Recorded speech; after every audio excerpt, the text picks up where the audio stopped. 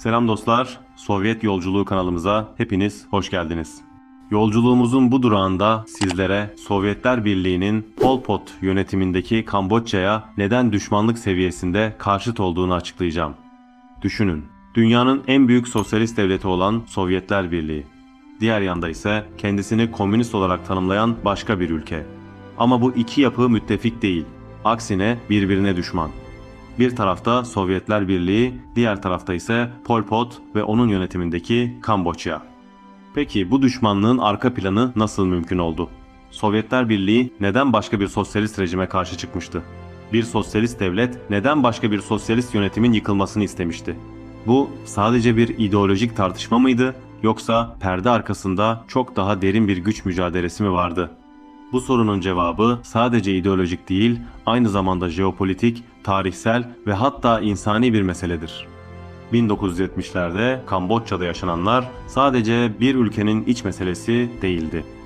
1975 yılında Kızıl Khmerler Kamboçya'da iktidarı ele geçirdi ve bu noktadan sonra dünya tarihinin gördüğü belki de en radikal sosyalist deneylerden biri başladı.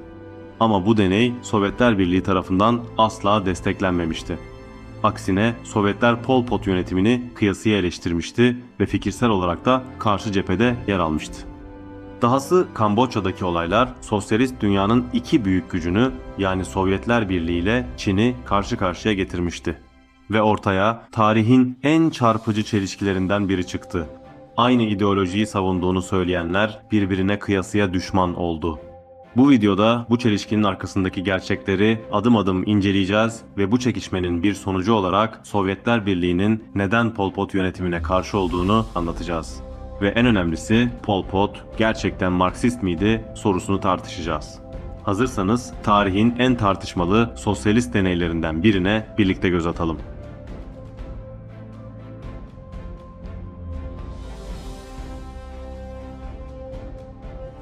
1960'lardan itibaren sosyalist dünya tek bir blok değildi. İki büyük güç olan Sovyetler Birliği ve Çin arasında ciddi bir politik ayrılık vardı. Sovyetler daha çok şehirlerde işçi sınıfı ile birlikte sanayileşmiş sosyalizm modelini savunurken Çin ise özellikle Mao Zedong döneminde köylülük temelli bir devrimsel süreci ön plana çıkarıyordu. Ancak bu ayrışma sadece teoriyle sınırlı kalmadı. Tüm dünyadaki sosyalist hareketler de Çin ve Sovyet yanlısı olarak iki eksene bölündü. Pol Pot liderliğindeki Kızıl Khmerler gerilla savaşıyla iktidarı ele geçirdikten sonra Çin'e daha yakın bir çizgide konumlandı ve iktidarlarını güçlendirdi. Ülkenin her yerinde tartışmasız söz sahibi olan Kızıl Khmerlerin sosyalist yönetim anlayışı tarihte hiç benzeri görülmemiş şekilde radikal yöntemleri benimsedi. Şehirler boşaltıldı ve köylülük üretimin ana itici gücü olarak belirlendi. Kızıl Khmerlere göre Sovyet tipi sanayileşme ile mücadele edilmeliydi. Çin yönetimi Pol Pot'un yaklaşımını Mao'cu devrim anlayışının bir yorumu olarak değerlendiriyordu ve bu yüzden Kamboçya'daki sosyalizm anlayışını destekledi. Ancak Sovyetler Kızıl Khmer yönetimini gerici ve ütopyacı tanımlarıyla eleştirdi. Burada tarihsel başka bir konu devreye girmiştir. Sovyetler Kamboçya liderlerinin tarihsel düşman ülke olarak nitelendirdiği Vietnam ile ittifak kurmuştur. Kamboçya'daki iktidarlar uzun yıllardır 1000 yıl öncesinde hüküm süren ve günümüzde Tayland ve Vietnam'ın büyük bir bölümünü kapsayan Angkor İmparatorluğunu yeniden canlandırmayı kendilerine hedef yapmışlardı. İktidara gelen Kızıl Khmerler de bu milliyetçi görüşü tekrarlamaya devam ettiler ve Vietnam'ın ele geçirilmesi gerektiğini açıkça savunmaya devam ettiler. Nitekim Kızıl Khmerler iktidarı ele geçirdikten hemen sonra Vietnam güçleriyle çatışmalara girmişlerdi ancak geri püskürtülmüşlerdi. İşte Sovyetler Birliği bu tarihsel anlaşmazlığı düşünerek Kızıl Khmerlerle mücadele etmek için Vietnam ile politik ve askeri ittifak kurmuştur.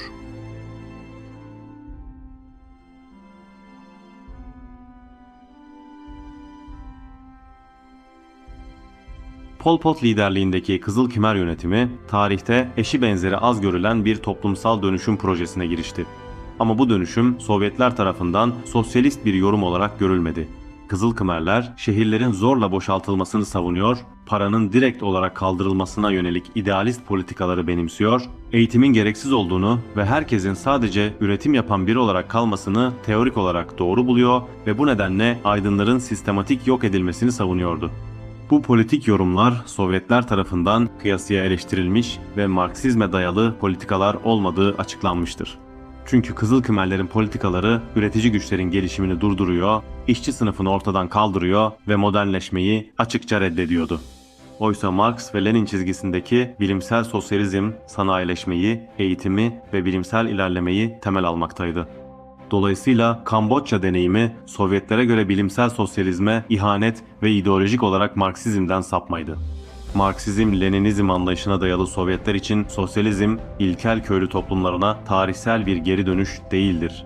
Tam aksine ileri bir toplum inşasıdır. Bu yüzden Kızılkımerlerin savunduğu fikirler Sovyetlere göre anti-Marksist, ilkel bir eşitlikçilik anlayışını savunan ve tarihsel geriye dönüşle sonuçlanacak bir politikalar bütünüydü. Burada Çin'in bakışını da anlamak önemlidir. Çünkü Kızılkımerlerin politikalarının hayata geçirilmesinde Çin'in etkisi büyüktür. Çin'e göre Pol Pot'un uygulamaları aşırı radikalliği içerse de Batı emperyalizmine karşı bağımsız bir çizgi izlediği için desteklenmesi gerekiyordu. Yani Çin'e göre asıl mesele sadece ideoloji değil, aynı zamanda uluslararası güç dengelerini de içeriyordu. Bu nedenle Çin, Kızılkımerlerin eleştirilmesinin emperyalizmin çıkarlarına hizmet etmekle sonuçlanacağını savunuyordu.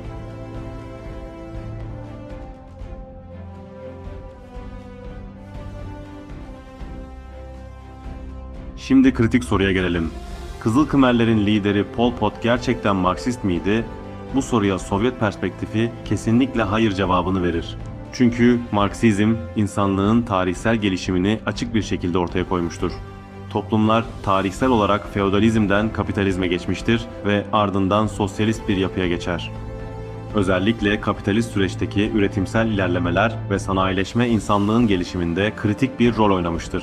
İşçi sınıfı bu dönemde sermaye sahiplerinin eline, burjuva sınıfının mülkiyetine geçmiş olan son teknoloji barındıran üretim araçlarının mülkiyetini ele geçirir ve insanlık tarihsel olarak komünizme doğru ilerleme devam eder. Ama Kızılkımerler bu süreci tamamen tersine çevirmeye çalışmıştı. Sanayiyi reddetti, şehirleri boşalttı ve modern eğitimi yok etti. Bu nedenle Sovyetler, Kamboçya'da uygulanmaya çalışılan politikaların Marksist politikalar değil, radikal bir köylü ütopyası olduğunu ifade etmiştir.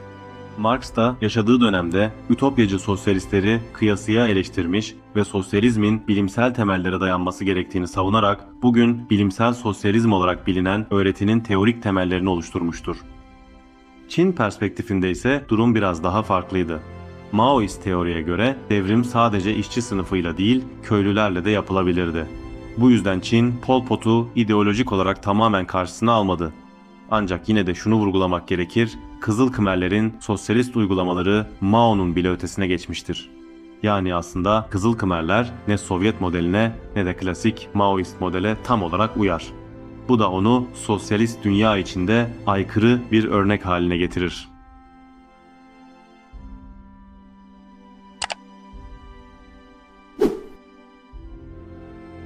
...1978 yılına gelindiğinde artık mesele sadece ideolojik bir tartışma değildi. Sahada kanlı bir çatışma başlamıştı. Pol Pot yönetimindeki Kamboçya, tarihsel toprak iddiaları nedeniyle giderek artan sınır saldırıları düzenliyordu. Bu saldırılar sıradan sınır ihlalleri değildi. Kamboçya birlikleri Vietnam köylerine giriyor, sivilleri hedef alan katliamlar gerçekleştiriyordu. Mayıs 1978'de radyolarda her Kamboçyalı askerin 30 Vietnamlıyı öldürmesi durumunda 50 milyonluk Vietnam nüfusunun tamamını yok etmek için sadece 2 milyon askere ihtiyaç duyulacağı konusunda konuşmalar yapılıyordu. Kızılkımerler daha önceki Kamboçya liderleri gibi Vietnam'daki toprak hırslarına devam ediyorlardı ve ne pahasına olursa olsun Kamboçya toprakları olarak gördükleri yerleri tekrar geri almak istiyorlardı. Gerçekleşecek büyük savaşlar ve ölecek milyonlarca insan Kızılkımerler için önemsiz görülmekteydi. Gelinen süreç Vietnam yönetimi için artık görmezden gelinebilecek bir mesele olmaktan çıkmıştı. Çünkü Vietnam açısından mesele sadece güvenlik değil, aynı zamanda ideolojik bir tehdit de söz konusuydu. Vietnam Komünist Partisi kendisini her zaman klasik Marksist-Leninist çizgide konumlandırmıştı. Yani sanayileşme, planlı ekonomi, eğitim ve teknik gelişim her zaman ön plandaydı. Ama Pol Pot'un Kamboçya'sı bunların tam tersini temsil ediyordu. Bu yüzden Vietnam yönetimi Kızıl Khmerlerin iktidarda olduğu Kamboçya'yı sadece bir düşman devlet olarak değil, aynı zamanda sapmış bir Marksist model olarak da görüyordu. Bunun sonucunda artan tehditlere son vermek adına 1978'in sonunda Vietnam ordusu harekete geçti. 5 Aralık 1978'de ilerlemeye başlayan Vietnam Halk Ordusu 13 günde Kamboçya'nın tamamını ele geçirdi ve 7 Ocak 1979'da Kızıl Khmerlerin rejimi sona erdi. Bu tarihten sonra Pol Pot'tan ayrılmış bir grup Kamboçyalı Komünist tarafından kurulan Vietnam destekli Kamboçya Ulusal Kurtuluş Birleşik Cephesi ülkede iktidara gelmişti. Yani sapkın ilan edilen komünistler iktidardan uzaklaştırılmış, yerine Sovyet sosyalizmi yanlısı gruplar iktidara getirilmişti. Sovyetler bu müdahaleyi hem diplomatik hem de askeri düzeyde açık şekilde desteklemiştir. Sovyetler Birliği'ne göre bu müdahale saldırgan bir rejime karşı meşru bir savunmaydı. Aynı zamanda bölgedeki istikrarı sağlamak için bu anti-Marksist grubun tasfiyesi gerekliydi. Sovyet bakış açısına göre bu olay sosyalizmin korunması için gerekli bir eylemdir. Çin Halk Cumhuriyeti bu olaya tamamen farklı açıdan bakmıştır. Çin yönetimi Vietnam'ın Kamboçya'ya girmesini bir işgal olarak nitelendirmiş ve bölgesel güç dengesini bozan bir adım olduğunu açıklamıştır. Vietnam, rakibi olarak gördüğü Sovyetler Birliği ile ittifak halindeydi ve Kızıl Khmer rejiminin düşmesini sadece Kamboçya meselesi olarak görmedi. Vietnam'ın Kamboçya'ya müdahalesi Çin'e göre Sovyetlerin Asya'daki etkisini artırma hamlesiydi. Bu gerilim çok kısa sürede doğrudan çatışmaya dönüştü. 1979 yılında Çin, Vietnam'a karşı sürpriz bir askeri operasyon başlattı ve Çin Halk Kurtuluş Ordusu Vietnam'ın kuzey kesimlerine doğru taarruza geçti. Çatışmalar birkaç ay sürdü ve ardından Çin birliklerini geri çekti. Savaş kısa sürmüştü ama etkisi büyük oldu. Çin birlikleri geri çekilirken etkili bir yanık toprak politikası uyguladı. Yani köyleri, yolları ve demir yollarını yok ederek kırsal bölgelerinde altyapıya büyük zararlar verdi. Çin, Kamboçya işgali nedeniyle bir ders vermek istediğini açıklamıştı ve cezalandırmanın sona erdiğini açıkladıktan sonra birliklerini geri çekmişti. Savaş sonunda iki taraf da net bir zafer kazanmadı ama şu kesindi: artık sosyalist dünya tek bir blok değildi.